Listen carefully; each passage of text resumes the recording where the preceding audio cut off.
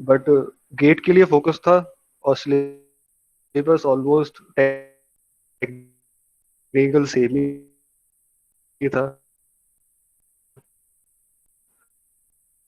तो मेरा एक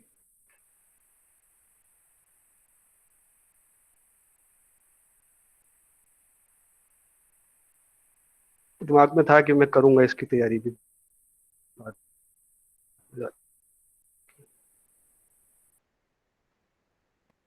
अच्छा, तो क्या सभी लोगों को आवाज आ रही है? सर बीच में माइक ड्रॉप हो रहा है। नो सर, नो सर, आवाज ब्रेक कर रही है बीच में सर। अच्छा अच्छा। प्रतीक जो है किसी और आप नेट कनेक्शन से ट्राई कर सकते हैं, कुछ आवाज इसमें ब्रेक हो रही है और वीडियो भी कुछ क्लियर नहीं है।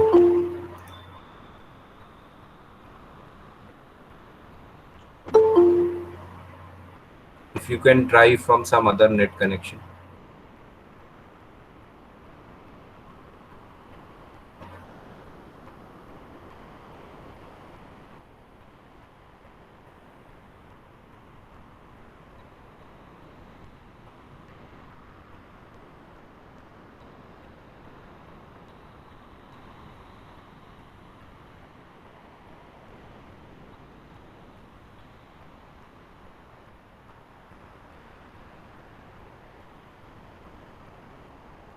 मेरी आवाज ब्रेक कर रही है? हाँ, श्योर बीच सर, बीच सर में। मुझे 2 मिनट दीजिए, मैं अभी कर रहा हूँ। मुझे हाँ दो हाँ, मिनट बिल्कुल दीजिए सर, मैं कर रहा हूँ। बिल्कुल बिल्कुल। आप जो है किसी अच्छे नेट श्योर कनेक्शन से सर, देख, 1 मिनट। फिर हम लोग दोबारा शुरू करते हैं। हाँ, नेट नेट चाहिए।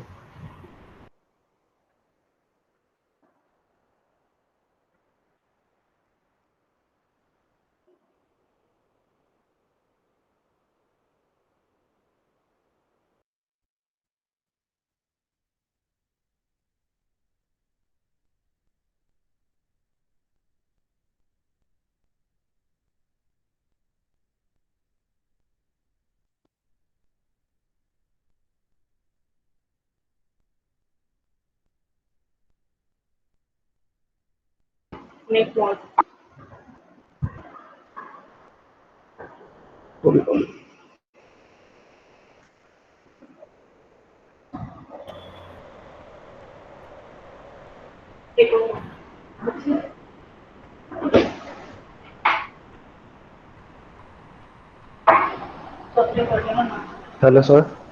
हाँ हाँ, अब कुछ ठीक है। Now you can continue. हाँ सर। थोड़ा तेज बोलिएगा, माइक्रोफोन पास रखिएगा तो ठीक है। हाँ सर, मैं उसी आंसर का फिर से जवाब दे देता हूँ जो आपने पहले पूछा था। जी जी जी जी।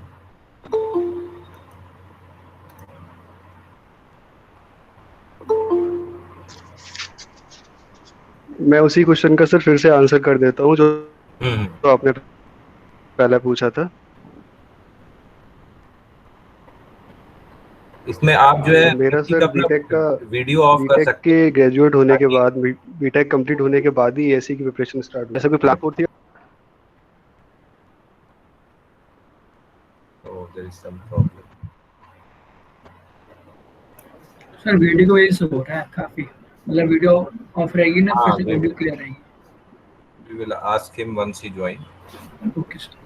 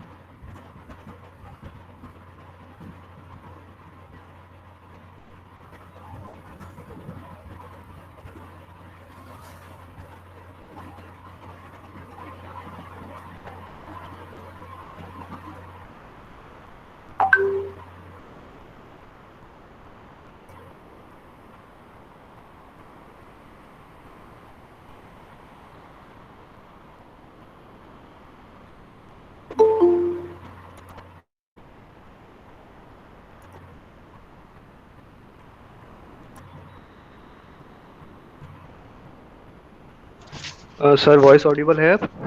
हाँ, बस ऐसे ही, मतलब वीडियो ऑन की जरूरत नहीं है। आप जो ओके है सर, अब ठीक है। हाँ, तो ताकि जो है वो बैंडविड्थ का प्रॉब्लम ना हो। हाँ, देन यू हाँ कैन। हाँ वही। हाँ सर, तो आप जो जो आपने क्वेश्चंस था इन लोगों का कि मैंने प्रिपरेशन कब स्टार्ट करी और कब मेरे दिमाग में आया एसी का, मैं हम्म। उसी के बारे में बता रहा था कि सर गेट का ही प्रिपरेशन था मेरा बीटेक में, वहीं पे फोकस था पूरा। फिर हम्म। ईएससी का स्टार्ट मेरा बीटेक के बाद ही हुआ था। जब मैं पास आउट हो गया था 19 में, उसके बाद कोचिंग के थ्रू मैंने ईएससी टारगेट बनाया था। और हम्म। क्योंकि मुझे टेक्निकल गेट के लिए मैं पढ़ ही रहा था, तो लगभग सिलेबस सेम ही है, टेक्निकल इतना फर्क नहीं है। तो एक मेरे दिमाग में था कि मैं ईएससी के लिए जाऊंगा, बाद में करूंगा। और वही था सर कि फाइनल ईयर में मैंने फॉर्म भी नहीं भरा था ईएससी का वाला। तो मतलब तैयारी नहीं थी इसलिए नहीं भरा था, बाकी लोग भरे थे। बट मुझे लग रहा था कि तैयारी नहीं है तो कोई फायदा नहीं है भरने का। फिर फर्स्ट अटेम्प्ट ही था ये, उसके बाद फिर तैयारी किया है। अच्छा, तो मतलब जैसे प्रतीक आपने बताया कि फाइनल ईयर में गेट की प्रिपरेशन कर रहे थे और उसके बाद जो है आपने इंजीनियरिंग सर्विसेज की तैयारी शुरू करी। तो मैं यस इसमें सर, एक यस और सर। लड़कों का सवाल आता है कि साहब देखिए, हम तो गेट की तैयारी कर रहे थे, अब तो हम कैसे इंजीनियरिंग सर्विसेज की तैयारी शुरू कर दें, वो बहुत डिफरेंट है, वो बिल्कुल अलग है। तो इसमें आपका क्या एक्सपीरियंस रहा? हाँ सर, तो मैं यही कहूँगा कि सर सबसे पहले तो सर कभी ये नहीं सोचना चाहिए कि हमें एक एग्जाम के लिए जाना है, क्योंकि गेट ईएससी और जितने भी ये इसरो बार के पेपर हैं, टेक्निकल सर आपको करना ही पड़ेगा पूरा। गेट के लिए कर रहे हो, ईएससी कर रहे हो, हम्म। टेक्निकल ऑलमोस्ट सेम है। 10% का फर्क है या पेपर पैटर्न का फर्क है, आप ये कह सकते हो बस। हम्म। किसी में क्वेश्चंस थोड़े थ्योरेटिकल है या और उसमें थोड़े अच्छे न्यूमेरिकल बेस्ड है, लेकिन तैयारी के टेक्निकल तो आपको करना ही पड़ेगा। तो आप हम्म। अगर टेक्निकल गेट के लिए कर ही रहे हो तो आपको हम्म। सिलेबस का सर 2 सब्जेक्ट, 2 या 3 सब्जेक्ट एक्स्ट्रा है ईएससी के टेक्निकल में, केवल गेट के अलावा। हम्म। तो और नॉन टेक वाला पोर्शन आ जाता है।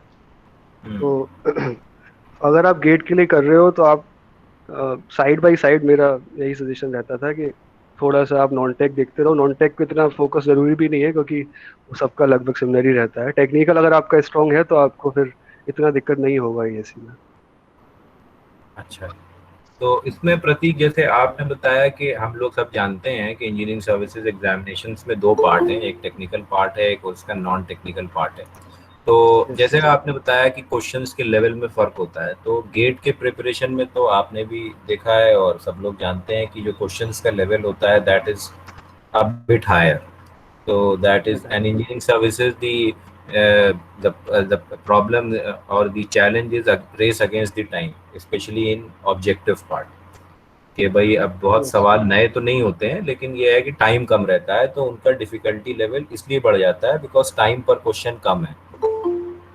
तो इसमें जो है वो आपने कुछ फर्क पाया दोनों के टेक्निकल स्टैंडर्ड में? और ये सारी ब्रांचेस के लिए कॉमन है, मैकेनिकल, इलेक्ट्रिकल, सिविल और इलेक्ट्रॉनिक कम्युनिकेशन, जितने भी चारों स्ट्रीम के होते हैं उनमें सब में ये बात कॉमन है कि जो गेट का लेवल होगा वो हायर होगा ऑब्जेक्टिव पार्ट का, और जो इंजीनियरिंग सर्विसेज का होगा वो थोड़ा सा कम होगा। बट लेकिन the problem is the time. तो इसमें आपने क्या पाया है, क्या ये ऐसा ही था? हम्म। सर इसमें एक्चुअली ये है कि जैसे ईएससी में अपना 2 स्टेजेस है, प्रीलिम्स और मेंस वाला। हम्म। तो मैं प्रीलिम्स के लिए पहले बता रहा हूँ कि प्रीलिम्स के लिए तो ठीक है, क्वेश्चंस थोड़े लेवल कम रहता है, तो आपको बुक वगैरह रेफर करने की जरूरत नहीं पड़ेगा। हम्म। लेकिन सर गेट के लिए मेरे अपनी तैयारी के अकॉर्डिंग जो मैंने किया था, तो गेट के लिए मैंने जो कोर सब्जेक्ट्स है उनके लिए बुक रेफर किए थे। हम्म। न्यूमेरिकल्स के लिए अच्छे क्वेश्चंस रहते हैं। हम्म। बाकी ईएससी पे सर मेंस के टाइम मैंने ये बुक वगैरह रेफर किए थे अच्छे से। प्री के हम्म। टाइम पे मैंने बिल्कुल फोकस नहीं किया था, केवल previous year questions. Sir previous year hmm. Question से ही हम डिफरेंशिएट बहुत अच्छे से कर सकते हैं कि इनमें क्या डिफरेंस आ रहा है। क्योंकि हम्म। गेट के लिए और टेस्ट सीरीज एक इम्पोर्टेंट था, वो मैंने 2-3 कोचिंग्स का ज्वाइन किया था। हम्म। कुछ मतलब जो इम्पोर्टेंट सब्जेक्ट है जिनका वेटेज ज़्यादा है उनके लिए मैंने बुक रेफर किए थे, जैसे हम्म। मशीन्स के लिए भीमरा वगैरह ये सब। हम्म। और सर जो अपना ये वाला पार्ट है ईएससी का, इसमें हम्म। प्रीवियस ईयर जब मैं करता था तो सर करते करते मुझे एक एक्सपीरियंस हो गया था कि थ्योरेटिकल पूछ रहे हैं, असर्शन रीजनिंग पूछ रहे हैं, न्यूमेरिकल आ रहा है तो बहुत सिंपल आ रहा है। तो मैं वही रिपीट बार बार करता था और क्वेश्चन रिपीट भी हो रहे थे ईएससी में।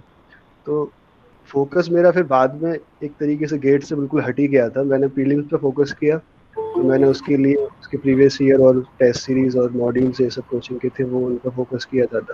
फिर जब गेट का टाइम आया तब मैंने इतना अच्छे से कर भी नहीं पाया था, टाइम कम था, तो मैंने गेट को सर इतना ज़्यादा ध्यान भी नहीं दिया उसके बाद में। फिर मेंस के लिए मैंने बुक वगैरह रेफर किए और वही जो क्वेश्चन है वो किए। डिफिकल्टी ऑफ क्वेश्चंस तो है सर दोनों में, ये तो है। मेंस के लिए मैं बोल सकता हूँ कि मेंस और गेट का वो भी कंपैरिजन नहीं कर सकते आप। मेंस में ऑलमोस्ट एक सेम पैटर्न पे क्वेश्चंस आते हैं हर साल, ज़्यादा डिफरेंस नहीं आता, एक दो क्वेश्चंस थोड़ा आ जाता है, लेकिन गेट में हर ईयर हर साल कुछ ना कुछ ऐसा आता है कि वो नया ही होता है। हम्म। अच्छा प्रतीक, इसमें एक चीज ये है कि प्रीलिम्स का जो है जो तैयारी है वो जो है, मान लीजिए हमें शुरू करनी हो तो इसमें दो पार्ट है, एक तो जीएस का पार्ट है, एक टेक्निकल पार्ट है। तो अब यस तो सर। जीएस वाला पार्ट में बहुत सारे लड़कों में क्योंकि जब हमारे टाइम में हम लोग देते थे सिर्फ इंग्लिश और जनरल नॉलेज आया करती थी। अब हाँ। उसमें उन्होंने बहुत सारी चीजें डाल दी हैं जो कि उनके सिलेबस में लिखी रहती हैं। तो यस सर। उसमें उसके बारे उस एक तो टेक्निकल पेपर है, वो तो हर लड़का अपने, पहले वो दो हुआ करते थे, अब एक होता है। अ, हाँ। और पहले वो 3 दिन एक ही साथ एग्जाम होके खत्म हो जाया करता था, फिर प्रीलिम्स और मेंस की लिस्ट अलग अलग आया करती थी।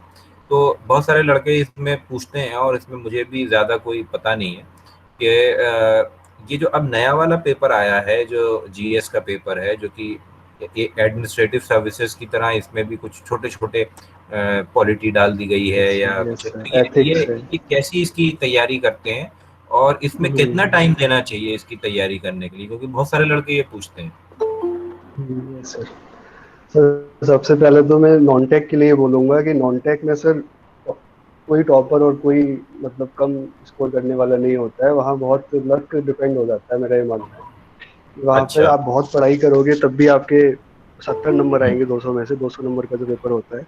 और हम्म। आप नहीं भी पढ़ते हो तो मैंने कई बार देखा है, बहुत बहुत बच्चों के मेरे साथ में 100 नंबर भी आ गए थे।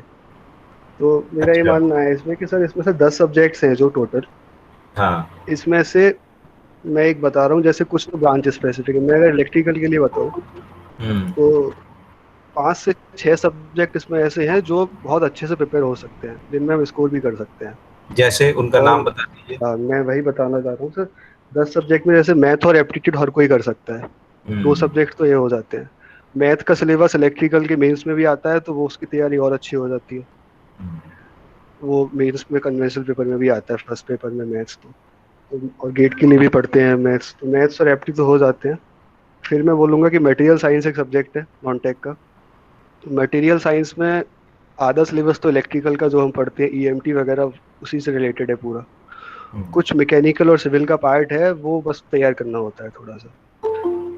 चौथा सब्जेक्ट ये आता है सर एनवायरनमेंट वाला, वो जनरल एनवायरनमेंट के क्वेश्चंस रहते हैं उसमें, कुछ ऐसा वो नहीं है, कुछ मतलब उनके प्रोटोकॉल्स वगैरह हैं वो हमको याद करने होते हैं। तो हम्म। मुझे लगता है एनवायरनमेंट एक ऐसा सब्जेक्ट है जो प्रिपेयर हो जाएगा अच्छे से। फिफ्थ सर एक स्टैंडर्ड्स एंड क्वालिटी सब्जेक्ट है उन लोगों का नॉन टेक का, वो भी मुझे काफ़ी इजी लगता है बाकी के कंपैरिजन में। तो ये हम्म। अगर जैसे मैंने मैंने एक जो कोचिंग था मेडजी, उसके मॉड्यूल को रेफर किया था, उनकी जो बुक है वो रेफर करी थी। वो मैंने 4-5 बार रिवाइज कर ली थी, जो सब्जेक्ट्स मुझे हम्म। पढ़ने थे अच्छे से। तो क्वालिटी है और ये एनवायरनमेंट है, मटेरियल साइंस है, ये तीन मैंने उनकी बुक से तैयार किए थे और टेस्ट सीरीज के थ्रू कर रहा था मैं। हम्म। और प्रीवियस ईयर क्वेश्चन इतने ज़्यादा आए नहीं थे क्योंकि 2017 में ही सिलेबस चेंज हुआ था, तो उससे आइडिया था नहीं। बट फिर जब मैं फाइनल पेपर में जब मैंने दिया था नॉन टेक वाला, तो मुझे याद है कि एप्टी और मैथ आसानी से हो गए थे। और जो सब्जेक्ट्स जैसे प्रोजेक्ट मैनेजमेंट है, एथिक्स है, इन सब्जेक्ट्स के कुछ क्वेश्चंस थे जो मतलब बहुत ज़्यादा ऐसे अपने सेंस से वहाँ पे कर सकते थे। अब ऐसा नहीं कि उसके लिए तुमको जरूरत है पढ़ने की ज़्यादा, तो कुछ क्वेश्चंस ऐसे भी हो जाते हैं अलग से, आप अपने सेंस से वहाँ पे उसी टाइम पे कर सकते हो। फिर एथिक्स बचा, और करंट अफेयर्स और आईसीटी, ये मैं बोल रहा हूँ। करंट हम्म। अफेयर्स और आईसीटी ऑलमोस्ट सिमिलर ही है। आईसीटी में जो भी अभी नया नया चल रहा है टेक्नोलॉजी से रिलेटेड वो सब रहता है, वही करंट अफेयर्स में आ जाता है। तो ये पोर्शन मैंने थोड़ा कम प्रिपेयर किया था, इसकी हम्म। तैयारी नहीं कर पाया था मैं, टाइम नहीं मिल रहा था इतना। हम्म। बाकी जो ये 6-7 सब्जेक्ट हैं, इनके लिए सर हम कर सकते हैं, आप टेस्ट सीरीज कर सकते हैं। और जो मॉड्यूल्स है किसी कोचिंग के आप रेफर करते हो जो भी, उसको हम्म। आप रेगुलरली देख सकते हो, वो मुझे ज़्यादा सही लगा। और सर नॉन टेक में मैं यही भी बोलूँगा कि इसमें सर कुछ श्योरिटी नहीं होता, मतलब इस ईयर में तो 70 नंबर 200 में से जिनके आए हैं उनका भी बहुत अच्छा आया है, ऐसा मैंने देखा है। नॉन टेक में बहुत कम पेपर आ जाते हैं, इससे लास्ट ईयर में देख रहा था यही तो वहाँ 100 नंबर भी आए हुए हैं बच्चों के, 110 तक आए हुए हैं। इसमें कोई एक वो नहीं है कि आपका कितना आ रहा है वो अच्छा है, बट एक टारगेट रहना चाहिए कि हाँ 100 नंबर तक पहुंचना चाहिए। नहीं भी कम भी आ रहा है, 70 75 80, वो भी मैटर नहीं करेगा इतना अगर आपका टेक्निकल स्ट्रांग है, क्योंकि उधर 300 में से बच्चे 200 नंबर आराम से लेकर आ रहे हैं। तो अच्छा, ये प्रति की जो इसकी मेरिट जो बनती है, आपका रूल क्या है कि ये प्रीलिम्स के नंबर ये काउंट करते हैं? यस सर, पीडीएफ के नंबर काउंट होते हैं दोनों पेपर्स के, कॉन्टेक्ट अच्छा, और दो। हाँ, मतलब सिर्फ टेक तो। क्वालिफाइंग, हाँ क्वालिफाइंग नहीं नहीं है, नहीं आपको करना नहीं नहीं, पड़ेगा। 500 का सर प्रीलिम्स है इनका, ये 300 और 200, और हाँ। 600 का मेंस है और 200 का इंटरव्यू। टोटल जो अच्छा। मेरिट है वो 1300 में से है। अच्छा, ठीक है। तो आपने ये अच्छा, ये जो नॉन टेक वाला पार्ट हो गया, तो मेरे ख्याल से ये मैं फिर से रिपीट कर देता हूँ कि जो प्रतीक कह रहे हैं कि अगर आपके 100 नंबर के आसपास आ रहे हैं या आप उसको टारगेट कर रहे हैं, तो दैट इज वेरी गुड। क्या नाम है, आप उसको उसमें डिसहार्टेड ना हो कि भाई हमारे 100 ही नंबर आ रहे हैं। और इसमें जो एप्टी और मैथ्स का, इंग्लिश भी आती है प्रतीक इसमें, इंग्लिश ग्रामर? नहीं सर, नहीं नहीं, इंग्लिश नहीं आती सर, अच्छा, नो। इंग्लिश हटा दी गई है, पहले इंग्लिश आया हाँ करती थी। इंग्लिश, हाँ पहले अच्छा। 2017 से पहले इंग्लिश था। हाँ, पहले इंग्लिश आया करती, तो इंग्लिश हटा दी गई है, तो ये भी बहुत सारे लोगों के लिए फ़ायदा है कि भाई बहुत सारे लोग, एक वो बैरियर हो जाता है, क्योंकि पहले जो है वो जिसे कहते हैं ना कि एक इंग्लिश में कुछ लोगों का अच्छा हो जाता है। अच्छा, करंट अफेयर्स और जीके में कुछ लोगों का प्रतीक रहता है कि भाई हाँ हम सर इसमें मैं से वही। ये जो है वो, भाई ये कुछ लोग इस पे बहुत ज़्यादा अटेंशन देने लगते हैं कि भाई हम बिल्कुल, जैसे हमने भी देखा है कि भाई वो हम लोग भी तैयारी करा करते थे, तो कुछ स्टूडेंट्स हमारे साथ जो ये थे कि वो इतनी जीएस पढ़ते थे तो ऐसा लगता था कि उसके लिए, आईएएस के लिए जीएस पढ़ रहे हैं, और नहीं सर उन्हें अल्टीमेटली हाँ नुकसान होता था, हाँ और वो हाँ दूसरी चीज़ों पे नहीं दे पाते थे। तो इसके बारे में मेरे ख्याल से आप कुछ बता पाएंगे। हाँ। सर करंट अफेयर्स में मैं तो एक तैयारी के लिए पहले ये कहना चाहूँगा कि इतना ध्यान देना तो है ही नहीं, क्योंकि जो वेटेज है मैं आपको करंट अफेयर्स का बताता हूँ। लास्ट ईयर केवल 4 नंबर का करंट अफेयर्स पूछा गया था 200 हम्म। में से, और हम्म। इस ईयर की शायद 7 ही नंबर का था, 6 या 7। तो आप एक सब्जेक्ट अगर इतना ज़्यादा अच्छे से प्रिपेयर्ड नहीं है तो वो इतना मैटर नहीं करेगा, अगर हम्म। आपके बाकी अच्छे से प्रिपेयर्ड है तो। आप सही। करंट अफेयर्स, क्योंकि करंट अफेयर्स का जो सिलेबस है वो पूरा ओपन है, इन्फिनिट सिलेबस है, कुछ आप कितना भी पढ़ लो वो कमी रहता है, कहीं से भी क्वेश्चन आ सकता है। हम्म। तो मैंने अपने टाइम के, मैं अपनी मतलब प्रिपरेशन के टाइम पे एक तो सर जो कोचिंग कर रहा था वहाँ पे जो लेक्चर्स थे वो मैंने अटेंड किए थे हम्म। उसी टाइम के दौरान, तो वो उससे मैंने वो रिवाइज किया था थोड़ा बहुत। और एक हम्म। मैगजीन्स वगैरह इनकी कोचिंग वाले देते थे, मैंने वो देख रेफर करी थे मैंने, मतलब ज़्यादा करंट अफेयर्स पे फोकस नहीं किया था। हम्म। मेरे एक दो क्वेश्चन ठीक भी हो गए थे, वो नॉलेज में थे। तो मेरा यही कहना है करंट अफेयर्स पे बिल्कुल ज़्यादा बहुत ज़्यादा ध्यान नहीं देना है, क्योंकि हम्म। वो बहुत अनसर्टेन टाइप रहता है।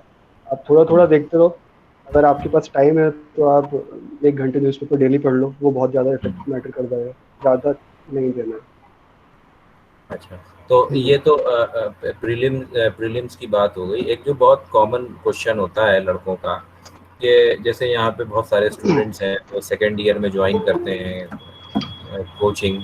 मुझे याद है कि तुमने और तुम्हारे ग्रुप ने तो कोचिंग वगैरह ज्वाइन नहीं की थी, ज़्यादा तुम लोग सेल्फ स्टडी किया करते थे।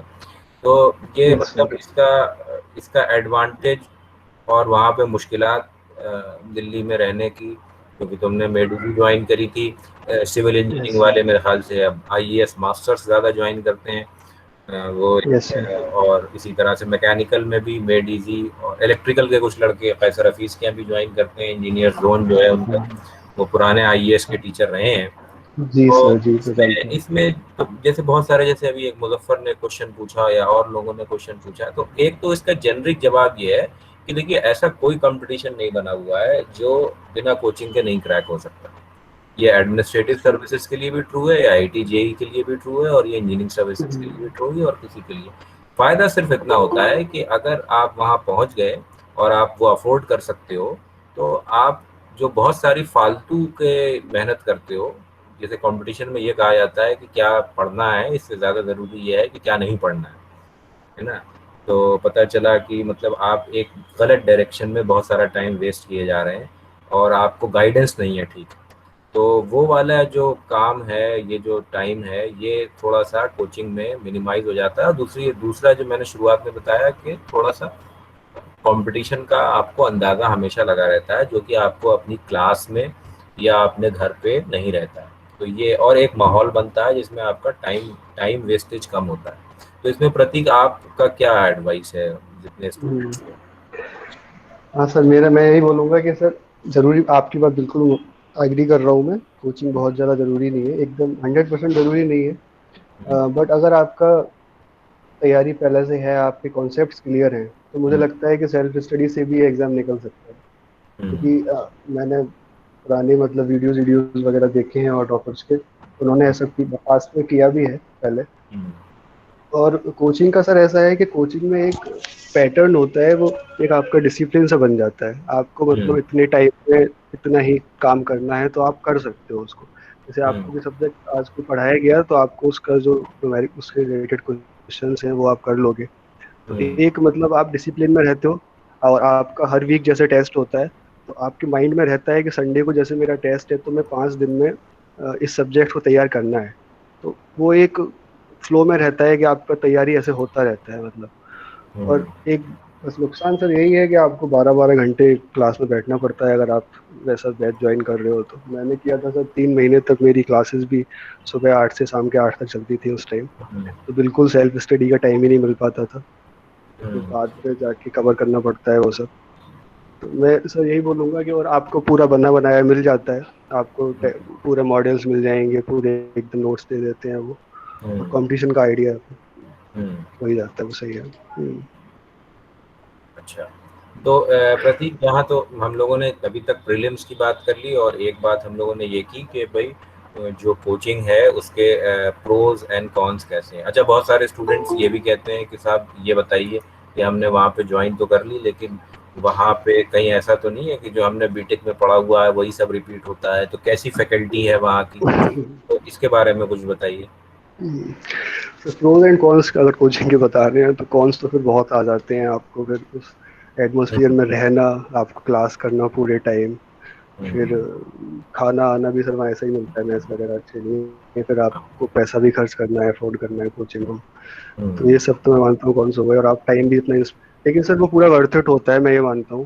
क्योंकि हम्म, अगर आप ईएससी की तैयारी भी कर रहे हैं, अगर बाई चांस अगर आपका ईएससी में नहीं हो रहा है, तो आप हम्म, उससे रिलेटेड जो भी एग्जाम्स है, उसकी बहुत अच्छी तैयारी आपकी हो सकती है। बिल्कुल बिल्कुल। स्टेट के पेपर होते हैं, पीएसयूज के होते हैं, और पेपर होते हैं। तो एक हम्म, इतना वो जर्नी इतनी अच्छी होती है कि हम्म, मैं खुद उसमें मतलब काफी ज्यादा मैच्योरिटी आ गई थी मेरे अंदर। तैयार प्रिपरेशन के टाइम में मतलब कुछ चीज़ों को बहुत अच्छे से हैंडल करना सीख गया था। एग्जाम्स का डर खत्म हो गया था। और हम्म, टीचर्स की मैं बोलूंगा सर, टीचर्स तो आपको बहुत अच्छे मिल जाएंगे।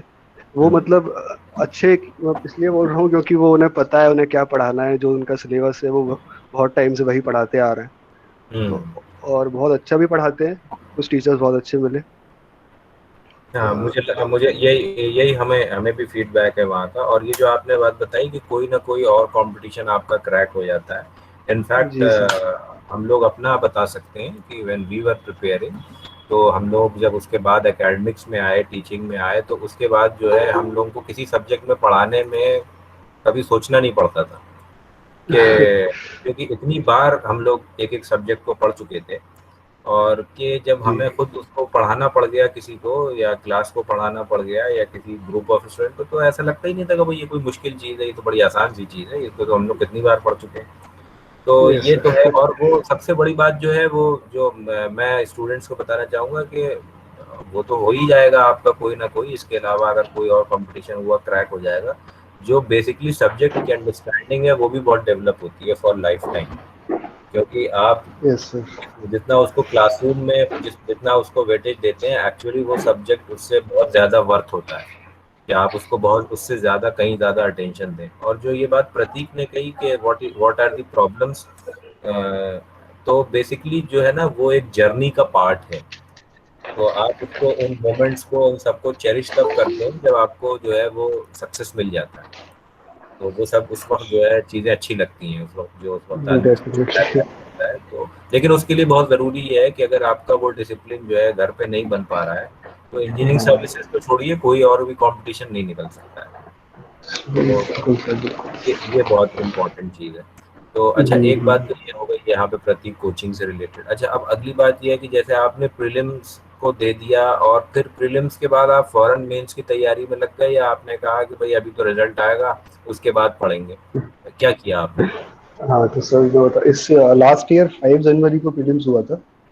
तो हम्म जो प्रीलिम्स का रिजल्ट आया था वो 20 फेब को आया था, मुझे याद है। तो बिटवीन सर इसमें क्या हुआ था कि प्रीलिम्स की मैं मैं श्योर था कि मैं प्रीलिम्स क्वालिफाई कर लूंगा, मेरे मार्क्स सही हम्म आ रहे थे, मैंने कोचिंग के आंसर की से मैच किए थे दो हम्म तीन। लेकिन फिर क्या हुआ कि अचानक रेलवे का वैकेंसी उसके बाद विड्रॉ हो गया था पीएससी से, हम्म हम्म प्रीलिम्स हम्म होने के बाद में। तो फिर थोड़ा डाउट में आ गया था मैं कि अब ये कट ऑफ बहुत ज़्यादा जा सकती है और हम्म वैकेंसी काफ़ी कम रह जाएंगी रेलवे हटने के बाद। तो फिर थोड़ा डाउट में था मैं, बट मैंने तैयारी इतना अच्छे से स्टार्ट नहीं किया था, हल्का हल्का दिमाग में था। बट सर मेंस का बैच ऐसे 15 फेब को स्टार्ट हुआ था, हम्म तो मैंने ज्वाइन कर लिया था। मेरे को होप थी कि अगर नहीं भी हुआ तो मैं फिर से ऐसी की तैयारी करूंगा तो मुझे आगे हेल्प मिलेगी मेंस में, इसलिए मैंने वो बैच भी ज्वाइन कर लिया था। और हम्म सुनने में आ रहा था आईआरएमएस का उस टाइम, वैसे अब तक कुछ आया नहीं है, बट उसी टाइम बोला जा रहा था कि आईआरएमएस आने वाला है, तो मुझे लगा वहाँ भी हेल्प मिलेगी। इसलिए मैंने तैयारी सर लगभग 15-20 दिन बाद प्रीलिम्स की कर ली थी स्टार्ट। और हम्म। फिर होपफुली जल्दी रिजल्ट भी आ गया था, तो फिर इतनी दिक्कत नहीं हुई थी। हाँ तो सर एक डिलेमा रहता है उस पीरियड में, एक बहुत ज़्यादा कंफ्यूजन रहता है कि अब तैयारी करें, क्योंकि हम्म गेट भी आ रहा होता है, आपको गेट पे भी फोकस करना होता है इस टाइम। हम्म हम्म तो मेरा ये मानना है प्रीलिम्स तक आप प्रीलिम्स की तैयारी करो।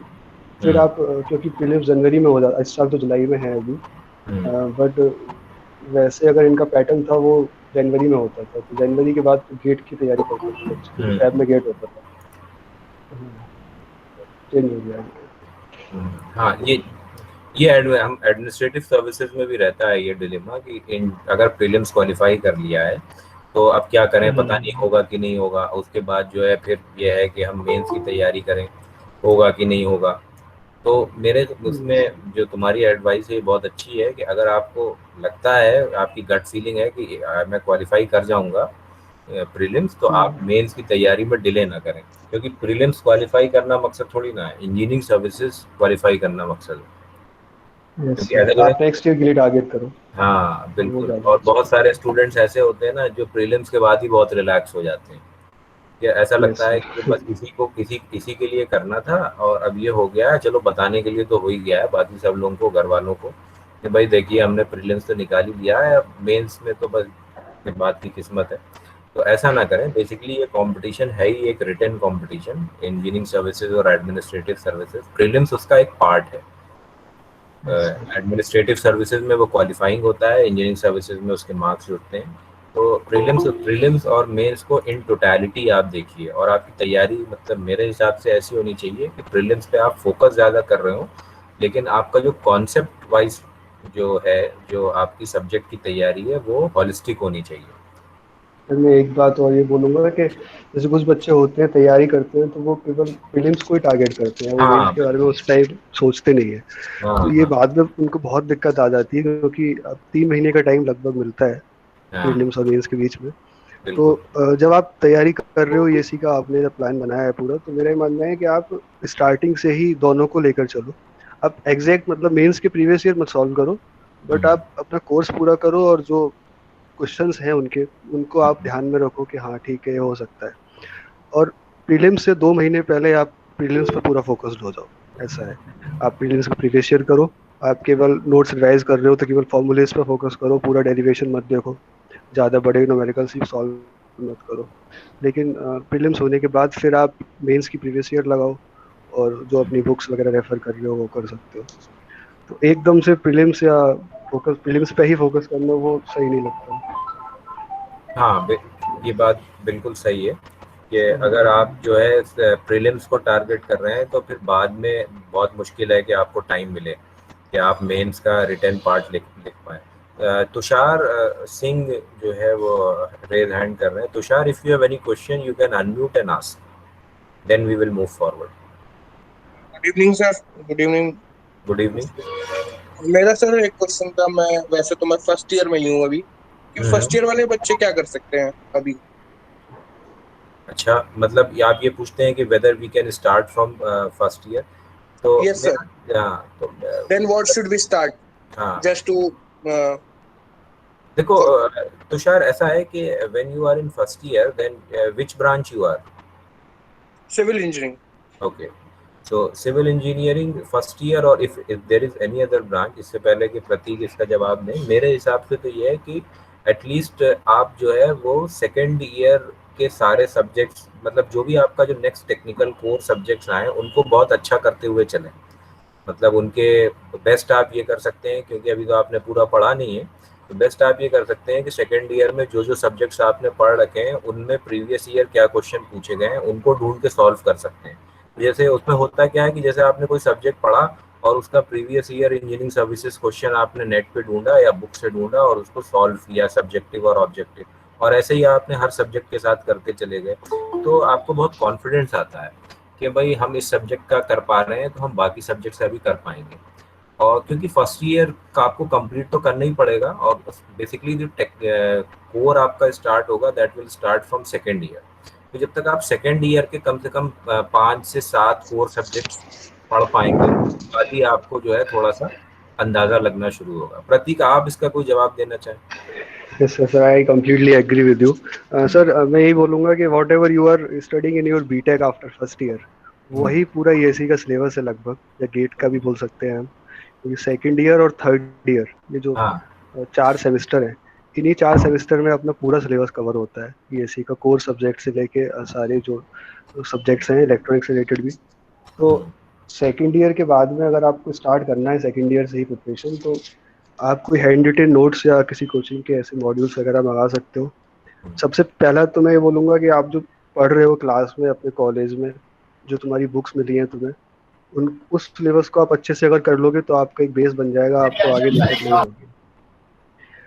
और हेलो, हाँ बिल्कुल बिल्कुल, कंटिन्यू। सॉरी हाँ, और उस वो चीज़ अगर आप पढ़ लोगे जो आपको बीटेक में पढ़ाया जा रहा है, तो वो फिर आपको आगे दिक्कत नहीं होगा इतना, और आपको और अच्छे से साइड बाय साइड टाइम मिल रहा है। अगर आपको और भी करना है तो आप मॉड्यूल्स मंगाइए, आप प्रीवियस ईयर क्वेश्चंस भी देख, जैसे आपने कोई सिंगल सिस्टम खत्म किया, एक थर्ड सेमेस्टर में हो जाता है अपने एएमयू में, तो आप सिंगल सिस्टम खत्म किया तो आप उसके या प्रीवियस ईयर देख सकते हो, उससे रिलेटेड क्वेश्चंस देख सकते हो और अच्छे।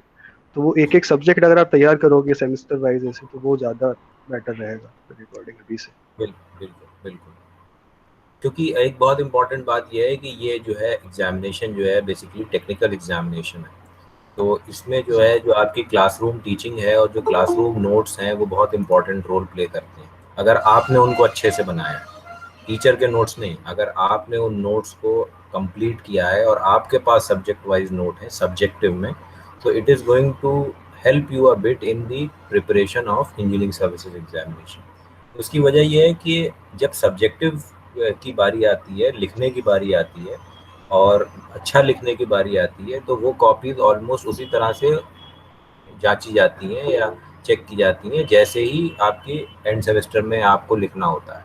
सो the writing practice has to be very good, then only it can fetch you marks in the engineering services mains examination. जितना आप लिखने की प्रैक्टिस करेंगे उतना अच्छा होगा। क्यों Prateek, do you agree with this? जो अपना जैसे सीटी के जो एंड सेमेस्टर के एग्जाम्स होते हैं, उन्होंने सर इतना हेल्प किया है मेरा, मुझे अभी भी वही याद आता था मेंस की प्रिपरेशन के टाइम पे, कि वो जो कॉपी पूरी भरनी होती थी हम लोगों को, लॉन्ग आंसर्स होते थे, डेरिवेशंस होते थे, वही चीज़ सर पूरा मेंस का मतलब पैटर्न वही है, एकदम कॉन्सेप्ट सारे वही है। तो वो चीज़ बहुत हेल्प करी मेरी बाद में मेंस की प्रिपरेशन के टाइम पे। मेंस के एग्जाम में मुझे वही रियलाइज़ हुआ कि ये चीज़ अब पहले से बनी हुई है, तो अब इस टाइम पे हेल्प कर रही है। बिल्कुल बिल्कुल।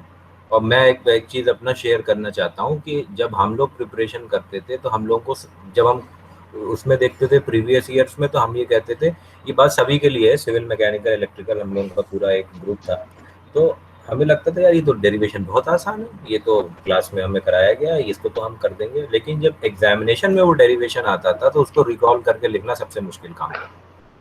तब यस सर। बिल्कुल ऐसा लगता था कि हाँ इसकी जगह कोई न्यूमेरिकल प्रॉब्लम होता तो उसे कर देते, लेकिन ये जो एक डेरिवेशन आया है इलेक्ट्रोमैग्नेटिक फील्ड थ्योरी से या पावर सिस्टम एनालिसिस से, ये बड़ा मुश्किल था। मतलब उस वक्त उसको इतने प्रेशर में रिकॉल करना और उस डेरिवेशन को ठीक करना, जो कि एंड सेमेस्टर में आप कर देते थे, लेकिन उसकी वजह ये थी कि वहाँ पे आपको एक ही सब्जेक्ट का एग्जाम देना होता था।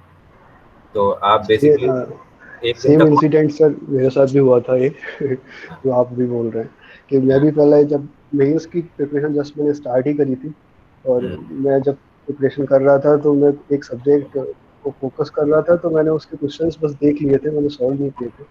फिर मेरा नेक्स्ट डे टेस्ट भी था, तो मैंने जब टेस्ट में दिया तो मैं स्टेप बाय स्टेप कंफ्यूज हो रहा था क्या हो रहा है। तो कितना भी इजी क्वेश्चंस हो, मेंस की प्रिपरेशन के टाइम पे आप उसे एक बार कॉपी पर सॉल्व जरूर करें, खुद से सॉल्व जरूर करें, वो बहुत बेटर होगा, वरना आपको प्रॉब्लम हो सकती है बाद में।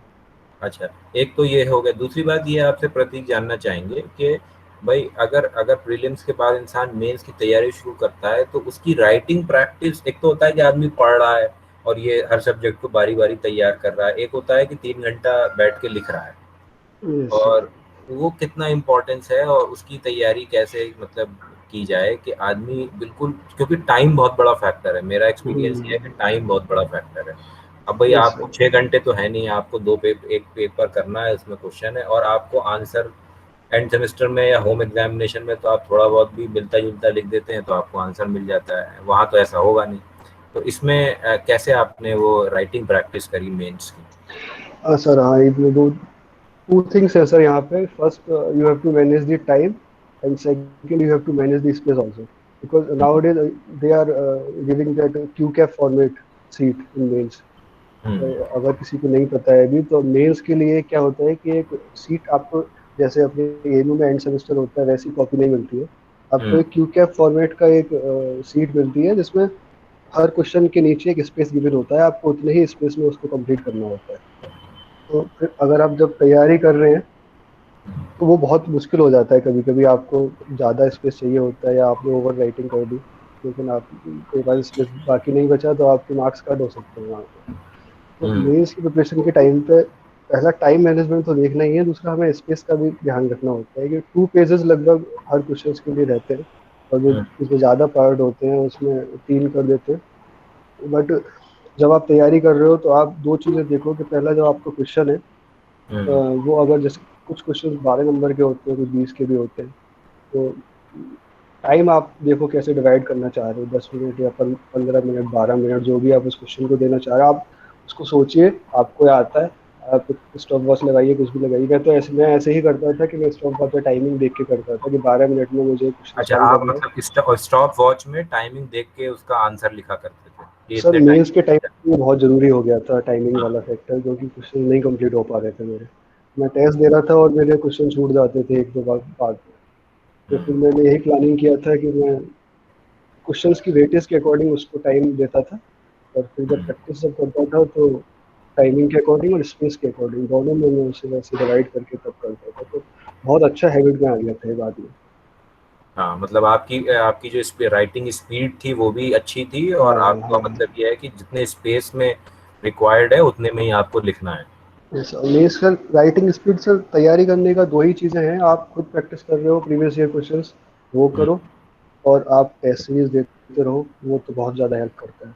अच्छा, आप कॉपी किसी बुक दो, मेरे ख्याल से इंजीनियरिंग सर्विसेज में ये भी बोलते हैं कि आपका जो कॉपी बुक आंसर होना चाहिए, मतलब जितना आप क्लोज लिखो उतना अच्छा मार्क्स मिलता है, ऐसा कुछ है? हाँ सर हाँ, मतलब जितना आप ज़्यादा जितना लिखोगे ऐसा कुछ नहीं है, आप अगर जो क्वेश्चन में पूछा गया है उतना पॉइंट वहाँ कर देते हैं, हम्म। तो वो उसी के अकॉर्डिंग अच्छा नंबर मिल जाता है। बहुत सारे उसको डेरिवेशन टाइप, ऐसे होते हैं जिनको आप हाँ किताब की हाँ तरह करो तो ज़्यादा फायदा है, बनिस्बत चेक करने हाँ वाले को आसानी है कि वो हाँ उसमें हाँ, देख। ये सब देखा, वही अच्छा, पढ़ा है, वही देखा है। मोहित आप कुछ पूछ रहे थे, आपने कुछ? Yes sir, I have a question. हाँ, हाँ कि बिल्कुल। प्रतीक भाई आप क्या रिकमेंड करेंगे, बुक्स या फिर कोचिंग मॉड्यूल्स? बिकॉज मेरी कुछ लोगों से बात हुई है, कोई कोचिंग मॉड्यूल्स रिकमेंड करता है, कोई एक प्रॉपर आईएएस बंदे था, वो मेरे को बोल रहे थे कि बुक से कर, अगर तुम्हारे पास 6 महीने भी हैं तो तुम बुक से कंप्लीट कर सकते हो। तो ये ट्रू है, ऐसा कुछ है या नहीं? अब मैं इसमें यही बोलूंगा कि प्रीलिम्स के लिए वो जरूरत, मुझे नहीं लगता कि बुक का इतना ज़रूरत है। प्रीलिम्स आप बिना बुक के कर सकते हो, केवल कोचिंग के ऐसे मॉड्यूल कुछ से। पर्टिकुलर सब्जेक्ट्स हैं जो सिर्फ बुक से हाँ करना हाँ हाँ, ज्यादा वही फायदे? वही मैं बोलना चाह रहा हूँ कि आपके जो कोर सब्जेक्ट्स हैं इनका वेटेज बहुत ज़्यादा है, वो आप बुक से कर सकते हो, वो मैंने भी बुक से किए थे। लेकिन जो जिनका वेटेज कम है और जो आपको लगता है कि आता भी अच्छे, आप कौन सी ब्रांच से हैं? हाँ, इलेक्ट्रिकल। हाँ, इलेक्ट्रिकल में जैसे मैं बताऊँ तो अपने जो 3 कोर सब्जेक्ट्स हैं, मशीन्स, पावर सिस्टम और पावर इलेक्ट्रॉनिक्स, आप इनको ज़रूर बुक से रेफर करिए अगर आपके पास टाइम है तो। प्रीलिम्स के लिए भी कर लीजिए अगर टाइम है तो। और जैसे 2 सब्जेक्ट कंट्रोल सिस्टम और सर्किट्स हैं, ये प्रैक्टिस से ही ज़्यादा आते हैं, इनमें आप कितना भी बुक देख लो वो वही चीज़ लिखा होता है। तो आप मॉड्यूल्स के क्वेश्चंस या टेस्ट सीरीज के क्वेश्चंस करेंगे, वो ज़्यादा बेटर आपको करेगा बुक को रेफर करने के लिए। तो हर सब्जेक्ट्स के लिए ये प्रिपरेशन, मतलब जो स्ट्रेटजी है वो रेफर कर जाती है, ये होता है। आप फिर जिसमें कंफर्टेबल है जिस तरीके से, और वो अपने अकॉर्डिंग कर सकते हो, सबका अलग अलग होता है। वही कह रहा हूँ। एक में मोहित, मैं आपको एक बताना चाहूँगा कि जो एक मिस्टेक थी जो आमतौर पे करते हैं, मिस्टेक क्या, वो एक आदत होती है। कुछ लोगों को बुक से पढ़ना बहुत अच्छा लगता है, जैसे उनको लगता है कि ये सब्जेक्ट जो है ना ये मुझे बहुत पसंद है, इसलिए मैं इसे बुक से पढ़ूंगा। जैसे मुझे जब उस टाइम पे ये था कि I like the electrical machines very much, and that is, किसी को सिविल में स्ट्रक्चर्स हो सकता है, इलेक्ट्रॉनिक्स एंड कम्युनिकेशन में किसी को एनालॉग इलेक्ट्रॉनिक्स हो सकता है। तो देखिए उसका वेटेज देखना है पिछले सालों में, और फिर उस सब्जेक्ट को उसकी वेटेज के हिसाब से उसकी प्रिपरेशन करनी है। अब आप एक पर्टिकुलर सब्जेक्ट को देख रहे हैं कि इसका वेटेज बहुत है और इसको ठीक से तैयार किया जाना चाहिए, तो उसको आप रेफर करिए। और जो आपके न्यूमेरिकल सब्जेक्ट्स हैं, जैसे प्रतीक ने बताया, जैसे सर्किट थ्योरी है, डिजिटल इलेक्ट्रॉनिक्स है, एनालॉग इलेक्ट्रॉनिक्स है, इनको चाहे आप पैकेज से तैयार करिए चाहे किसी से तैयार करिए, अल्टीमेटली अगर आपने बढ़िया से टेस्ट सीरीज दी है तो ये कवर हो जाएंगे। इसमें कोई बहुत ज़्यादा थ्योरेटिकल एस्पेक्ट नहीं है। लेकिन जो कोर सब्जेक्ट्स हैं, power system analysis, electrical machines, ये जो सारे सब्जेक्ट्स हैं, इसमें थोड़ा सा मटेरियल और कहीं ना कहीं तो बुक रेफर करनी ही पड़ेगी मेंस में, because the syllabus is very huge. क्योंकि बहुत सारी जगह क्या होता है ना कि वेक्टर डायग्राम आ जाता है, लंबे डेरिवेशंस आ जाते हैं, न्यूमेरिकल प्रॉब्लम्स आ जाती हैं, तो वो तो पैकेज भी उन्हीं सबसे बना ही हुआ है, क्योंकि I have seen the packages of many coachings. लेकिन उसमें ये है कि अगर आप थोड़ा सा अपने पास एक बुक रखें और उसमें मल्टीपल बुक्स में ना कूदें कंपटीशन में, उसको एकेडमिक ना बनाएं कि यहाँ से भी पढ़ूंगा वहाँ से भी पढ़ूंगा। एक जो भी किताब अच्छी लगती है ठीक ठाक बढ़िया सी, वो उठा लें और उसी से पढ़ें और उसी को फाइनल कर दें, और उसी पे यकीन रखें कि अब जो कुछ होगा वो इसी बुक से हम लोग लिखेंगे। किसी भी बुक, कोई भी बुक इतनी खराब नहीं है, और कोई भी बहुत हाई फाई बुक के चक्कर में नहीं चढ़ पड़ना चाहिए। ये इंडियन एग्जामिनेशन है, और इसमें जो है अगर आप प्रीवियस ईयर्स देखेंगे तो आपको जो नॉर्मल बुक्स हैं उन्हीं में से ठीक ठाक बढ़िया तैयारी हो जाती है, ऐसा मेरा मानना है और मेरा एक्सपीरियंस है। I hope Prateek would agree with this. Sure sir. और एक बात और कि आप जैसे आपको पढ़ना ही है तो आप कोई टॉपिक पे कंफ्यूज है, कोई टॉपिक आपको कॉन्सेप्ट अच्छे से क्लियर नहीं है, उसको आप जरूर बुक से देख सकते हो। जिसमें बिल्कुल आपको डाउट आ रहा है, बजाय कि आप पूरा सिलेबस उस बुक से पढ़ रहे हैं, वो मतलब वाइज स्टेप नहीं होगा मेरे according. I have one more question if you like, अगर लाइक लास्ट हाँ, क्वेश्चन है कि पूछे। इंटरव्यू में in the case of like ये एग्जाम तो चलिए अगर आप क्लियर हो गए, इंटरव्यू में जैसे आईएएस के इंटरव्यू में हम लोग देखते हैं जो वीडियोस वगैरह होती है उसमें कुछ भी पूछ लेते हैं, कुछ भी, लाइक ऐसा कोई लिमिट नहीं होता। ऐसा केस आईएएस के इंटरव्यू में भी होता है या फिर सिर्फ सिर्फ टेक्निकल ही होता है? इंटरव्यू वो जो है वो पर्सनैलिटी टेस्ट है। वो इंटरव्यू आप मत बोलिए उसे, वो एक तरीके से ही बोलते हैं कि पर्सनैलिटी टेस्ट में आप कहीं भी कुछ भी एक्सपेक्ट कर सकते हैं। मेरे से भी कुछ क्वेश्चंस ऐसे पूछे गए थे जिनका कोई था नहीं रीजन, मतलब तो क्वेश्चंस थोड़ा तो थोड़ा आप। सा प्रतीक तेज तेज बोलिएगा तो थोड़ा सा वॉइस, जी सर, माइक्रोफोन। जी सर। हाँ, आप बोलिए जी। हाँ, तो मोस्टली आपका क्या होता है कि इंटरव्यू पे वो या तो आपके बैकग्राउंड से रिलेटेड क्वेश्चंस पूछते हैं, आपके कोर सब्जेक्ट से ब्रांच जो है उससे रिलेटेड पूछेंगे। बट कुछ क्वेश्चन, एक दो क्वेश्चन हमेशा ऐसे होते हैं जो वो, जैसे मैंने अपनी क्रिकेट हॉबी भरी हुई थी, उसमें एक डेफ में हॉबी भरनी होती है, तो मैंने क्रिकेट हॉबी भरी थी, तो मुझसे क्रिकेट का ही क्वेश्चन था, लेकिन वो बहुत ही रैंडम क्वेश्चन था कि विकेट कीपर के ग्लव्स की डायमेंशन क्या होती है। अब ये क्वेश्चन आंसर नहीं कर सकता कोई, जहाँ तक नहीं पता होगा बहुत ज़्यादा। इन क्वेश्चंस के लिए आप कुछ नहीं कर सकते, आप आई डोंट नो करके आगे बढ़िए।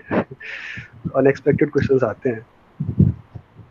हाँ बिल्कुल, और ये हम एडमिनिस्ट्रेटिव सर्विसेज में भी और इंजीनियरिंग सब में, लेकिन उससे मोहित कोई डरने की जरूरत नहीं है। आप 10 में से 4 क्वेश्चनों को बहुत आराम से ये बोल सकते हैं कि मैं इसके बारे में नहीं जानता हूँ। उससे पहले एक परफॉर्मा भरवाया जाता है इंटरव्यू से, तो उसको थोड़ा ठीक से भरिएगा जब आप वहाँ तक पहुँच जाइएगा। और मॉक इंटरव्यू देने से भी जो है वो बहुत सारी जो प्रॉब्लम्स होती हैं, जो झिझक होती है, वो निकल जाती है। और बाकी ये है कि पूछा तो कुछ भी जा सकता है इंटरव्यू में, उसका नाम ही पर्सनैलिटी टेस्ट है। तो एडमिनिस्ट्रेटिव सर्विसेज जितना तो रिगरस नहीं होता है, लेकिन फिर भी ठीक ठाक रिगरस होता है। You have to prepare for it and the best thing is to give mock interviews for that wherever you are. हम और कोई मुजफ्फर कुछ Prince, yes Prince hello sir. Hello sir. Sir hello sir. Question let Muzaffar ask. Hello hello yes Muzaffar go. मेरा प्रतीक भैया से question था कि जैसे मैं अगले साल, मतलब इस साल तो मैं गेट दिया था, मतलब उतना अच्छा रैंक नहीं आया, मैं 2002 गेट 2022 टारगेट कर रहा हूँ, तो मतलब मुझे किस तरह ईएस के लिए भी तैयारी करनी चाहिए, क्योंकि इस बार कोचिंग। टारगेट कंपटीशन क्या है मुजफ्फर, गेट है या इंजीनियरिंग सर्विसेज है? सर पहला तो गेट ही है। तो सर तो वो पूछना था कि मतलब बिना किसी कोचिंग के, मतलब हम लोग के बैच के साथ एक कोचिंग का तो मतलब सीन ही नहीं हो पाया अब तक। तो मतलब कैसे घर रह के और मतलब मटेरियल से कैसे ये इसकी तैयारी कर सकते हैं? ऑनलाइन कोचिंग सजेस्ट कर देते बेस्ट। हाँ मुजफ्फर, जैसे गेट की तैयारी के लिए अब तुम स्टार्ट कर रहे हो अगर, तो अभी भी काफ़ी टाइम है। गेट की तैयारी फेब में पेपर होगा तो 7-8 महीने लगभग है, तो अभी काफ़ी टाइम है तुम्हारे पास। तुम अगर सेल्फ स्टडी भी करोगे तब भी कर सकते हो, बिना कोचिंग के भी पॉसिबल है करना तुम्हारे लिए। क्योंकि तुम थोड़ा बहुत तैयारी, तुमने इस बार गेट दिया है तो तुम्हें आइडिया तो हो ही गया होगा पेपर कैसा आता है, किस लेवल का आता है। हाँ तो आप बस अपना जो एक सिलेबस है पहले उसको एक बार देखिए, अच्छे से देखिए सिलेबस क्या है और किस सब्जेक्ट्स के क्या क्या टॉपिक्स हैं, आप किस में स्ट्रॉन्ग है और कौन सा आपको वीक पोर्शन है। आप मतलब वो देखिए, सेल्फ स्टडी में बहुत ज़रूरी है कि आप अपना एक पता कर पाएँ कि मेरा क्या स्ट्रॉन्ग पोर्शन है और क्या वीक पोर्शन है। तो आप कोर सब्जेक्ट से स्टार्ट करिए जिसकी वेटेज बहुत ज़्यादा है। तैयारी के लिए आप सेल्फ कर रहे हो तो आप कोचिंग का मॉड्यूल से ले ही लीजिए, वो बहुत बेटर रहेगा। बुक्स हैं तो टाइम है तो बुक्स भी रेफर करिए। और फिर जब तैयारी एक बार आपका सिलेबस पूरा हो जाए, इसमें आप सिलेबस में यही कर सकते हैं कि आप मॉड्यूल्स करिए सारे, और अगर आप जो कोर सब्जेक्ट्स हैं उनके बुक्स के क्वेश्चन न्यूमेरिकल सॉल्व कर सकते हो। जब लास्ट टाइम आएगा तब आप टेस्ट सीरीज के थ्रू इनकी तैयारी शुरू कर देना। यही एक टेस्ट सीरीज से मुझे पूछना था कि मतलब जैसे कोई सब्जेक्ट कवर हो गया, जैसे मेरा सिविल सिस्टम चल रहा है, मतलब 90% हो चुका है, अब मैं उसको करने के बाद उसकी टेस्ट सीरीज दे दी जाए, फिर रिवीजन कितने टाइम पीरियड के बाद होना चाहिए? सी तुम्हें रिवीजन तुम्हें कंटिन्यूस करना पड़ेगा, क्योंकि ऐसा होता है इसमें कि तुम सब्जेक्ट आज कंप्लीट कर रहे हो तो 15 दिन अगर तुमने उसे नहीं पढ़ा बिल्कुल, तो वो एकदम नया सब्जेक्ट हो जाएगा उसके बाद तुम्हारे लिए। वही प्रॉब्लम है। हाँ, तो तुम्हें कंटिन्यूसली मतलब वीक में एक टाइम ऐसा चाहिए कि जो सब्जेक्ट हो गया है, अब इस वीक में मुझे एक दिन इस सब्जेक्ट को रिवाइज करना है, और तुम साथ साथ क्वेश्चंस करते रहोगे अगर उसके, तो वो अपने आप रिवीजन में रहेगा। बहुत ज़्यादा ज़रूरी है, तो रिवीजन तो मैं बोलता हूँ टेस्ट सीरीज से भी ज़्यादा ज़रूरी है। आप टेस्ट सीरीज भी नहीं दे सकते बिना रिवीजन के। Hello sir. हाँ hello sir. let Hello. Prince ask first, then Sandeep we will come to you. Hello sir. Yes, good evening yes. Sir. Good evening sir. Good evening. Sir अभी sir एक notice आया कि sir मतलब gate आप third year में भी दे सकते हैं सर। हाँ जो दे चुके थर्ड, लड़के। हाँ तो सर मैं ये कह रहा था सर, मैं बीई फर्स्ट ईयर का स्टूडेंट हूँ इलेक्ट्रिकल ब्रांच से। तो सर मेरा ये कहना था सर, मेरे को सर गेट थर्ड ईयर में क्वालिफाई करना है, तो सर मैं ये चाहता हूँ कि मेरे को सर मतलब कब इसके लिए प्रिपरेशन करना चाहिए, मतलब कब मुझे इसके लिए पूरी तरह से डिप्रेसिएट हो जाना चाहिए कि मुझे थर्ड ईयर में गेट लेना है, मतलब टॉप 100 रैंक। तो सर कोई आइडिया मतलब क्या बिल्कुल सर? बिल्कुल, क्यों नहीं है। देखो बेसिक जो कोर्स है वो सेकंड और थर्ड ईयर 2 ही साल का है बेसिकली। फाइनल ईयर के तो बहुत कम सब्जेक्ट्स हैं। तो ओके मैं आपको ये बोलता हूँ कि सेकंड ईयर ऑनवर्ड्स जो है, जब आप कम से कम 5 सब्जेक्ट्स इलेक्ट्रिकल इंजीनियरिंग के पढ़ लें थर्ड सेमेस्टर में, तो उसके बाद आप जो है उन्हीं सब्जेक्ट से अपनी तैयारी बिल्कुल शुरू कर सकते हैं, इसमें कोई ऐसा सर। नहीं। और जब आप 5 से 7-8 सब्जेक्ट्स पढ़ सकें तो आप टेस्ट सीरीज शुरू कर सकते हैं। डिपेंड ओके करता सर। है, अगर आप गेट में बहुत अच्छी रैंक लाना चाहते हैं तो इलेक्ट्रिकल इंजीनियरिंग में जो ट्रेंड है वो ये है कि at least you have a very good in-depth knowledge of most of the subjects. Okay sir. मैं और सर एक और क्वेश्चन था हाँ सर। बिल्कुल सर जो अलीगढ़ में सर मैंने सुना है मतलब कोई ऑफलाइन कोचिंग इतना अच्छा है नहीं, तो सर ऑनलाइन कोचिंग के लिए सर किस कोचिंग से लेना चाहिए देखो मतलब कोचिंग? अभी अभी अभी जो है इतनी जल्दी कोई स्टार्ट की जरूरत नहीं है और उसमें इतना पैसा देने की जरूरत नहीं है। First you have to go through all the classroom teaching, all the notes at least when your 5 to 7 subjects are, okay you sir. have studied 5 to 7 or 8 subjects, because ये है कि otherwise what will happen that coaching hours are very long. Okay, yes then you sir, will have yes to sir. attend your class also, give your assignments also, and then you have to attend. So no need to have a very no need to hurry up, मतलब इतनी कोई आपको जल्दी नहीं होनी चाहिए। होना ये चाहिए कि मैं कंपटीशन तब दूंगा जब मेरी तैयारी एक प्लिंथ लेवल पे होगी। यस ठीक है, सर, यस। मैं कंपटीशन इसलिए नहीं देना चाहता कि बस मैं दे के खत्म कर दूं। ठीक है, मैं देखिए कंपटीशन अटेम्प्ट आप तब दीजिए जब when you are confidence and your test series performance इतनी हो कि आपको ये अंडर से कॉन्फिडेंस आए कि नहीं जो टेस्ट सीरीज है उसमें मैं इतना अच्छा कर पा रहा हूँ, तो जो एक्चुअल एग्जामिनेशन है होपफुली मैं उसमें इतना अच्छा करूंगा। Okay Prateek, sir. I think you can, if you can add something. Yes sir. Sir इसमें ऐसा है कि ये तो वाइज स्टेप नहीं होगा अभी, जैसे फर्स्ट ईयर में हो तुम बी के, तो अभी ज्वाइन करना कोचिंग वो सही स्टेप नहीं है मेरे अकॉर्डिंग। अगर तुम, वही बात आ जाती है कि तैयारी अभी अपना जो मेन सिलेबस है बी का उससे तैयार करो। और तुम, many coaching institutes are providing free videos on YouTube also. You can refer there also some topics. वहाँ बहुत अच्छा मिल जाएगा तुम्हें, काफ़ी टॉपिक्स मिल जाते हैं अच्छे। और अपना खुद से करो और उसके बाद ही तुम एक बार सिलेबस तुम्हें लगे कि हाँ अब हो गया है मेरा पूरा, तब एक अटेम्प्ट लेके देख सकते हो थर्ड ईयर में खुद से। फिर एक बार, क्योंकि तुम टाइम रहेगा तुम्हारे पास बाद में भी काफ़ी, उसके बाद हाँ अभी कोचिंग तुम्हारे ज्वाइन कर पास सकते मेरे ख्याल से बहुत सारा टाइम है, you okay are sir. First year. और दूसरी बात यह है कि जो पढ़ रहे हैं उसमें इंटरेस्ट आना चाहिए, पहली शर्त तो ये है। ठीक है, पहली शर्त उसमें यह है कि जो आप पढ़ रहे हैं वो उसमें आना चाहिए इंटरेस्ट, तभी सारी चीज़ें अच्छी हो सकती हैं। मतलब बोझ लेके अगर पढ़ रहे हैं, नहीं समझ में आ रहा है, ज़बरदस्ती उसके पीछे पड़े हुए हैं, तो उसमें परफॉर्मेंस उतनी ठीक नहीं होनी चाहिए। पहले जो आप पढ़ रहे हैं उसमें किसी भी सिविल, मैकेनिकल, इलेक्ट्रिकल, इलेक्ट्रॉनिक्स जो भी सब्जेक्ट है उनमें एक लेवल ऑफ कंफर्ट भी आना चाहिए। Himanshu, okay do you sir. want to ask something? Hello, sir. Let's Sir, give I got Himanshu a chance, then Sandeep will come to you. Himanshu, you ask Yes, sir. what is your Good evening, sir. Good evening, Bhaiya. Sir, Good my evening. question is to Pratik Bhaiya that while moving I am in first year, so how to manage with academics and with competition? that we have already answered, Himanshu. I think you can only start from second year if you want to prepare for some competitive examination, because first you have to build a good CPI in the first year as well as in second year. You cannot compromise with CPI. Okay, only from second year if you have you feel that I should have a start in my spare time, and the first thing is to build your concepts and to go through the subjects of the second year, because the competitive subjects in every branch are in second year and third year. Okay, do you understand? And I think Yeah. Pratik has already answered it. Yes, Yes, sir. sir. But I have to start for UPSC. Then what would be the strategy? That too for after the second year. Even if you are preparing for UPSC, IES or AS, give 1 to 2 hours, devote previous year's question, see the pattern, make yourself confidence that you are being made for this examination and you will be able to create it.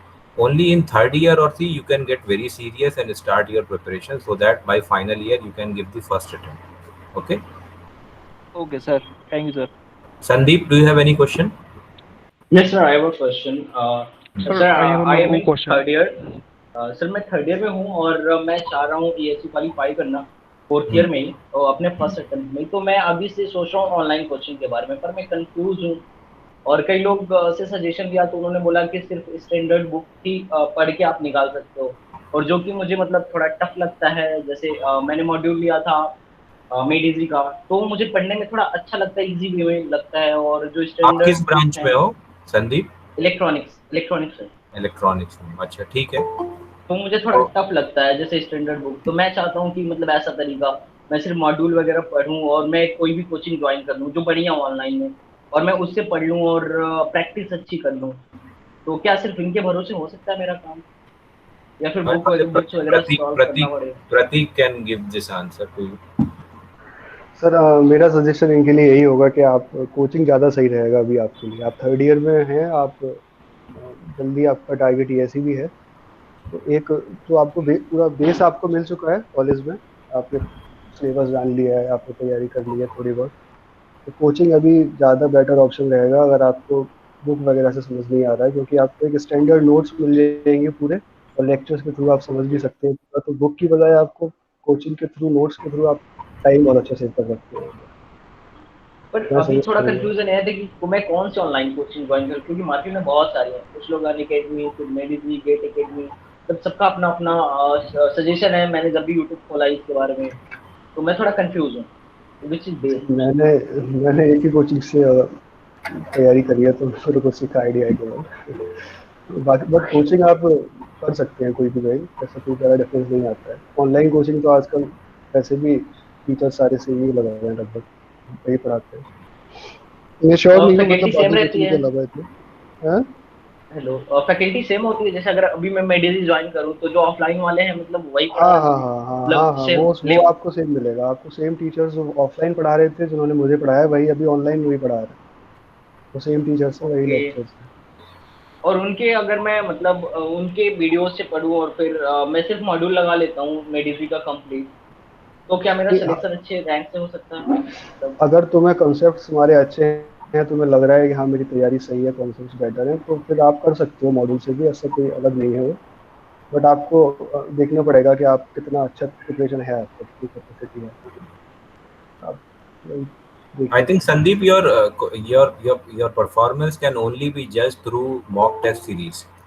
और अगर आप वो उस time तक पहुंचते हो और हाँ आप जब खुद दोगे तो आपको, और अगर आप कट ऑफ के ऊपर चले जाते हो या कट ऑफ क्लियर कर लेते हो, या क्योंकि सबको पता ही होता है कि हम लोग की कितनी प्रिपरेशन है इस वक्त, और हम लोगों का उसमें कितना, जिसे कहते हैं कि हम लोग कहाँ तक सब्जेक्ट की इन डेप्थ नॉलेज ले चुके हैं। तो जब तक आप ऑब्जेक्टिव और सब्जेक्टिव दोनों की अच्छी सी प्रिपरेशन और रिगरस टेस्ट सीरीज नहीं दोगे, तब तक ये नहीं कहा जा सकता कि weather you can you are up to the mark or still you need some extra effort. तो पहले तो आप बहुत ये यहाँ तक तो आपको पहुँचना पड़ेगा। Harshita, do you want to ask something? Yes, sir. Hello, Pratik sir. Congratulations. Thank you. UPSC commitment मांगता है ना? जी तो क्या कोई ऐसा मोमेंट था जब आपको लगा that you should give up और आपका कॉन्फिडेंस बिल्कुल खत्म हो गया? अगर था तो फिर रिगेन कैसे किया कॉन्फिडेंस? डेफिनेटली मोर, ज़्यादा से ज़्यादा प्रैक्टिस करने से ही मेरा रीगेन हुआ था। कई बार जब क्लासेस में कर रहा था in the months of November December, 12-12 घंटे क्लासेस जब होती थी, तब बहुत दिक्कत होती थी, क्योंकि सेल्फ स्टडी भी नहीं हो पाती थी और बिल्कुल टाइम नहीं मिलता था। टेस्ट भी अच्छे नहीं हो रहे थे, तो लग रहा था कि एक साल और अब ड्रॉप करना पड़ेगा अभी। बट उसके बाद फिर कुछ दिन टाइम मिलता है, तो जितना भी मुझे फ्री टाइम मिलता था कोचिंग के बीच में या फिर कोचिंग के बाद में, कैसे भी मैं मैनेज कर रहा था। तो ज़्यादा प्रैक्टिस करके अपना काम सही रख के वो मोटिवेशन मुझे वापस मिला था कि अब सही आ रहा है सब।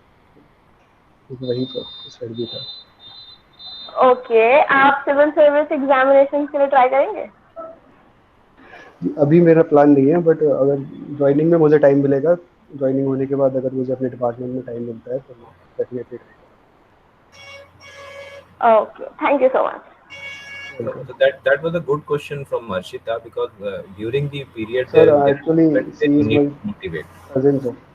हेलो हाँ, sir, she is my cousin actually. She is doing BTech from NIT Bhopal in first year, second semester right now. Okay okay. हाँ, तो इसने बहुत अच्छा क्वेश्चन पूछा कि because motivation during the course of preparation is very very important, क्योंकि बहुत सारा ऐसा होता है कभी कभी कि बहुत टेस्ट सीरीज खराब हो जाती है, या बहुत सारे सब्जेक्ट्स नहीं प्रिपेयर हो पाते हैं, या जो अच्छे नहीं लगते हैं उनको भी प्रिपेयर, तो बहुत लो मोमेंट्स भी होते हैं जिनमें आपको जो है अपने आप को, खासकर टफ कॉम्पिटिशन्स के लिए, और जो कि सिंगल शॉट कॉम्पिटिशन नहीं होते हैं, मतलब वैक्सीन की तरह डबल डोज होते हैं। एक कंपटीशन होता है कि सिंगल था, 2 घंटा गए दे आए, और जो होगा देखा जाएगा। इस तरह के लॉन्ग और रिगरस कॉम्पिटिशन्स में इट्स वेरी डिफिकल्ट, तो you need to keep your motivating yourself. वो तो एक I think, process sir complete हाँ होना ही पड़ेगा। वो प्रोसेस जब तक कंप्लीट नहीं होगा आपके एग्जाम्स नहीं निकलेंगे तब तक। हाँ, वो वो इसीलिए बहुत जरूरी यूपीएससी है। के कॉम्पिटिशन जो हैं वो बाकी के कॉम्पिटिशन से काफ़ी रिगरस हैं। उसकी वजह ये है कि not only your technical but your personality as well as your general knowledge and your overall perspective about the world and the country is tested. तो कहीं ना कहीं उनके वो सारा जो कंपटीशन का जो पूरा स्ट्रक्चर है वो बनाया ही ऐसे गया है कि एक एडमिनिस्ट्रेटिव सर्विस या इंजीनियरिंग सर्विस का ऑफिसर का व्यू हॉलिस्टिक होना चाहिए, क्योंकि डेफिनेटली उसका यस। डायरेक्टली जो जुड़ाव है वो बेसिकली है पब्लिक से। तो उसको जो है फ्लड सिचुएशन में भी भेजा जा सकता है, और बहुत अच्छी सिचुएशन भी नहीं हो सकती, बहुत से ख़राब सिचुएशन भी नहीं होती, तो ये सब हो सकता है। So I think we have answered most of the questions. Sir Pratik sir, कोई एडवाइस फॉर एस्पिरेंट्स? हाँ, Pratik, you can give your advice to aspirants last, then we can conclude. Yes sir, advice में यही कहना है कि एक sir मुझे अपने टीचर थे कोचिंग में ही सर, वो बोलते थे कि जैसे ईएससी की प्रिपरेशन के टाइम पर कि अगर यूपीएससी इस बार मेहनत करने वालों का लिस्ट बनाया अगर, तो उसमें आपकी रैंक फर्स्ट आनी चाहिए। एग्जाम्स के थ्रू वैसे ना आए, बट अगर आपको मेहनत इतनी करनी है कि उसमें आप फर्स्ट आ जाओ। मैं वही बोलूँगा कि आप फोकस्ड रहिए और अपने जो अपनी प्रिपरेशन स्ट्रेटजी है, जो भी अपनी तैयारी है उसके लिए, उसकी तरफ एकदम ट्रूथफुल रहिए। आप उस डिसिप्लिन रहिए और अपना काम टेस्ट सीरीज और सिलेबस के थ्रू कर सकते हैं। बिल्कुल।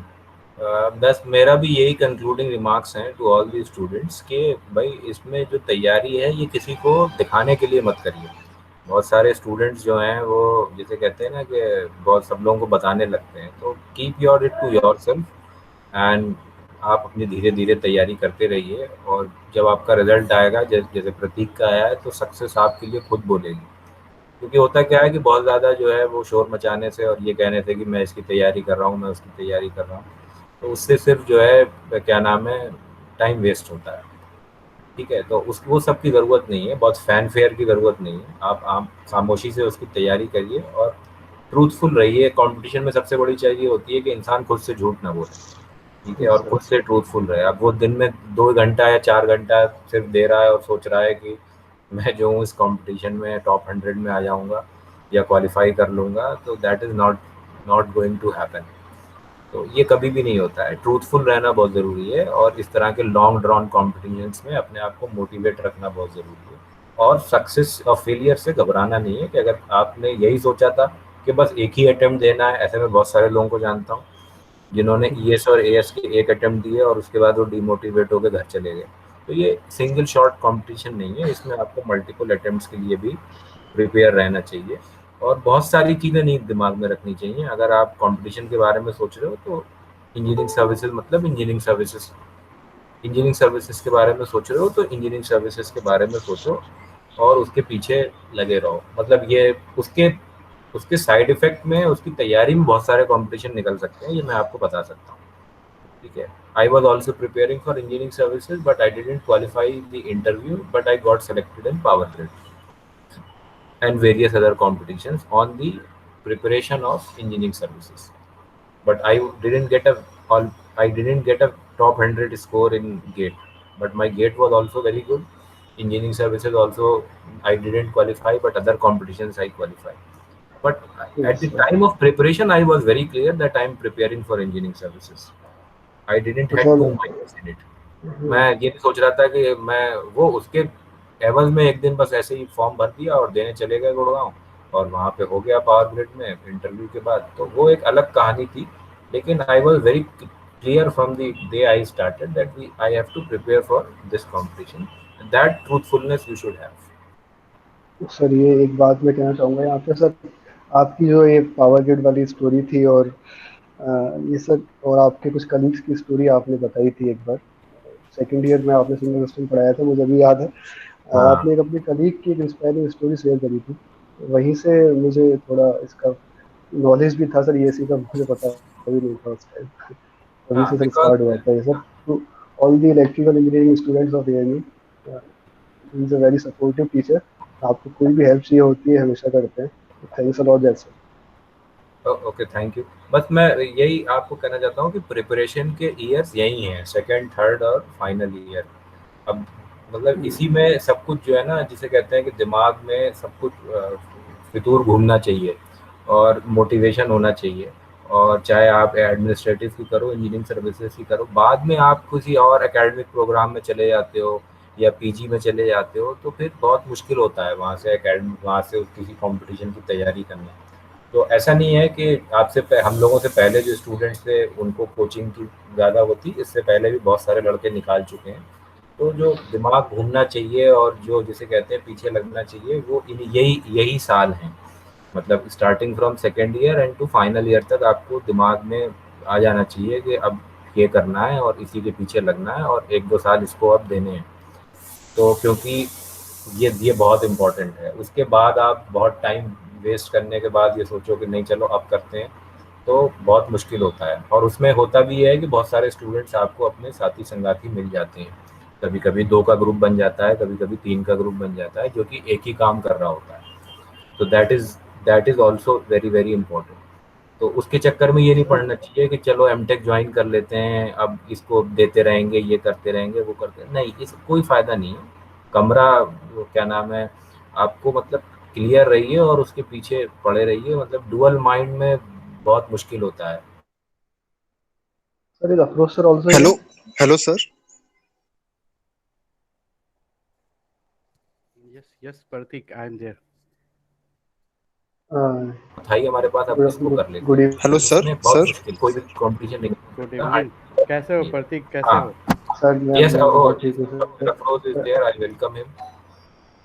Sir, I also want to thank Afroz sir a lot for all his guiding and mentorship during Yes, my yes. third year, fourth year I would project. like And to share with all the students that I, along with Dr. Afroz, has been there for helping students, and have got lot of support from Dr. Afroz Alam sir, because he himself have been teaching competitive level courses to students. So I really appreciate that he is helping us in this venture of guiding students. And जैसे कहावत है ना कि if you start early, so that is the whole idea. Start early, mark your competition, and go for it.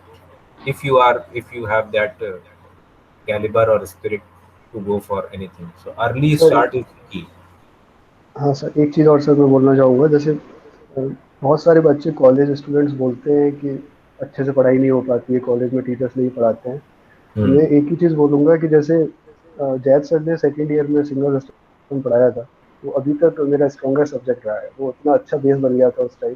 और similarly Afroz sir ने load flow analysis का एक topic था, पावर सिस्टम, वो पढ़ाया था।